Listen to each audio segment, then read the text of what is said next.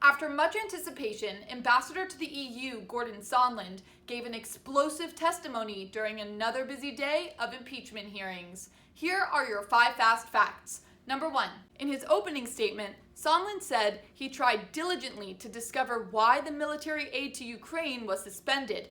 He said, "In the absence of any credible explanation for the suspension of aid, I later came to believe that the resumption of security aid would not occur until there was a public statement from Ukraine committing to investigations of the 2016 election and Burisma, as Mr. Giuliani had demanded." Which brings us to number 2. Sondland acknowledged there was a quid pro quo during his opening testimony. He said Giuliani's requests were a quid pro quo for arranging a White House visit for President Zelensky. Number 3. Sondland said the president ordered him, former Special Envoy to Ukraine Kurt Volker, and Energy Secretary Rick Perry to work with Rudy Giuliani on Ukraine policy.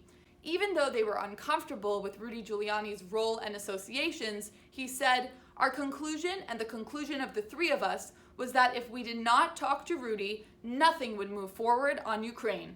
Number 4.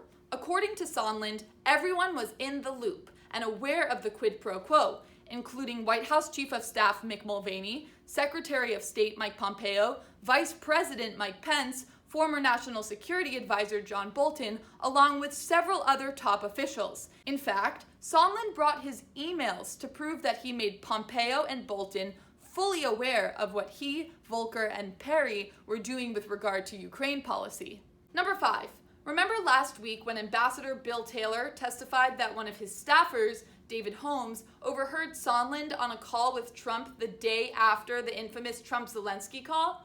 Well, Sondland confirmed the July 26th call with Trump and its content. He said, "I have no reason to doubt that this conversation included the subject of investigations." Ambassador Sondland is currently in a plane on his way to Brussels, and 2 new witnesses are testifying as we speak. Until next time, I'm Emma Barnett, and this is Next Gen News.